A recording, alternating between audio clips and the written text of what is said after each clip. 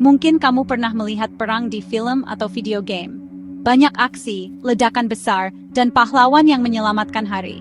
Tapi kalau Perang Dunia Ketiga benar-benar terjadi, itu tidak akan seperti itu sama sekali. Itu tidak hanya melibatkan tentara di negeri-negeri yang jauh. Itu akan menjadi sesuatu yang menyentuh semua orang, di mana saja, secara bersamaan. Itu akan dimulai dengan tenang, bukan dengan ledakan besar, tapi dengan laporan berita yang terasa membingungkan dan menakutkan. Dunia sangat terhubung sekarang, lebih dari sebelumnya.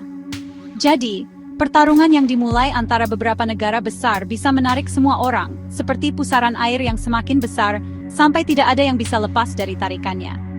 Ini pikiran yang menakutkan, kan? Perang jenis baru ini akan dilawan dengan jenis senjata baru. Kita tidak hanya berbicara tentang tank dan pesawat lagi. Medan perang yang sebenarnya akan ada di dunia maya, di dunia komputer dan informasi. Ini disebut perang siber.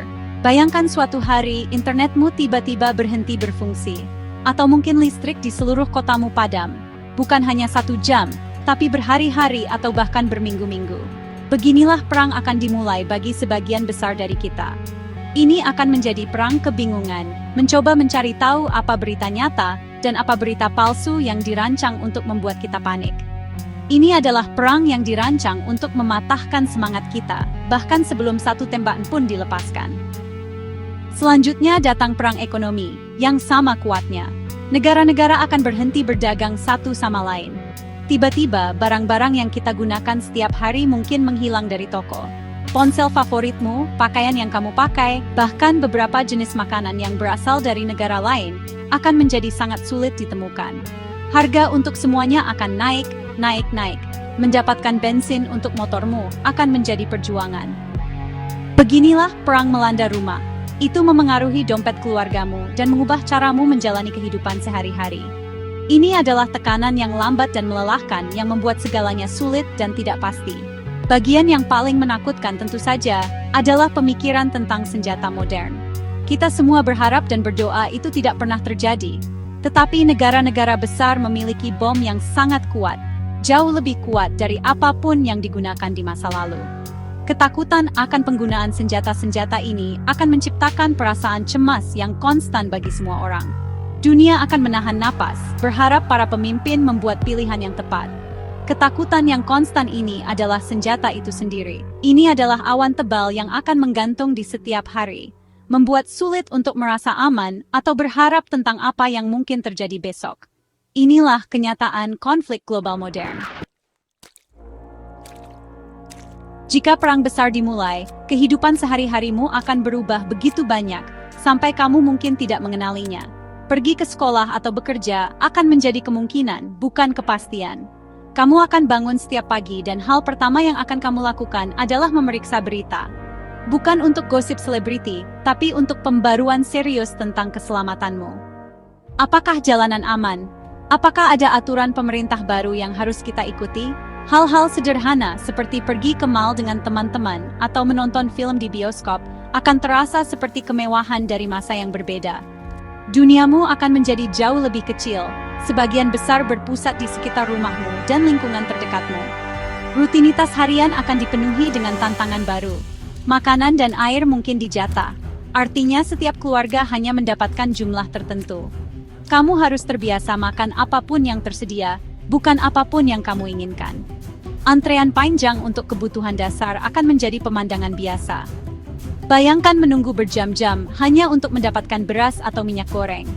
Orang-orang harus lebih kreatif, belajar memperbaiki barang sendiri, karena mendapatkan suku cadang akan menjadi tidak mungkin. Kamu akan belajar menghemat segalanya, dari air hingga listrik, karena kamu tidak akan tahu kapan kamu akan mendapatkan lebih banyak. Ini adalah hidup yang harus puas dengan sedikit. Kehidupan sosial juga akan berubah total. Internet, jika berfungsi sama sekali, akan sangat dikontrol. Video-video menyenangkan dan aplikasi media sosial yang kamu sukai akan hilang, digantikan oleh pengumuman pemerintah dan berita resmi. Berbicara dengan teman dan keluarga yang tinggal jauh akan menjadi sangat sulit, bahkan mungkin tidak mungkin. Kamu akan lebih mengandalkan tetangga terdekatmu, membentuk komunitas kecil yang erat untuk saling membantu bertahan hidup. Orang-orang akan berbagi makanan, informasi, dan saling menjaga. Komunitasmu akan menjadi seluruh duniamu. Sebuah pulau kecil, dukungan di lautan ketidakpastian. Perasaan kebebasan yang kita anggap remeh akan menghilang. Pemerintah akan memberlakukan aturan ketat untuk keamanan. Mungkin ada jam malam, artinya kamu tidak bisa keluar setelah waktu tertentu. Tentara atau polisi mungkin berada di setiap sudut jalan. Kamu harus membawa ID-mu kemana-mana, dan kamu mungkin dihentikan dan diinterogasi kapan saja. Perasaan riang sebagai anak muda hanya nongkrong dan bersenang-senang, akan digantikan oleh rasa hati-hati dan khawatir yang konstan. Hidup akan menjadi tentang mengikuti aturan dan hanya melewati setiap hari dengan aman. Dampak perang global terhadap teknologi akan menjadi campuran yang aneh. Di satu sisi, banyak teknologi yang kita gunakan untuk kesenangan dan kenyamanan akan berhenti berfungsi atau menghilang. Fokus akan bergeser sepenuhnya ke teknologi militer. Semua orang terpintar dan perusahaan terbesar akan bekerja untuk menciptakan drone yang lebih baik, senjata siber yang lebih canggih, dan jenis alat pengawasan baru. Jadi, sementara ponsel pribadimu mungkin menjadi batu bata sederhana, teknologi perang akan maju dengan kecepatan yang menakutkan. Ini adalah pertukaran di mana kemajuan sehari-hari berhenti, dan perlombaan untuk menciptakan alat yang lebih merusak mengambil alih sepenuhnya. Secara ekonomi, dunia akan hancur. Sistem global jual-beli barang akan runtuh. Pabrik akan tutup karena tidak bisa mendapatkan bahan dari negara lain, menyebabkan hilangnya pekerjaan secara besar-besaran. Uang di bankmu mungkin kehilangan nilainya dengan sangat cepat karena sesuatu yang disebut inflasi. Ekonomi dunia seperti jaring yang kompleks. Jika kamu memutus satu benang, semuanya bisa berantakan. Negara-negara akan dipaksa untuk mandiri, mencoba memproduksi semua yang mereka butuhkan sendiri. Ini akan sangat sulit dan akan menyebabkan kemiskinan dan kesulitan yang meluas bagi miliaran orang di seluruh dunia. Lingkungan juga akan sangat menderita. Perang tidak pernah bersih.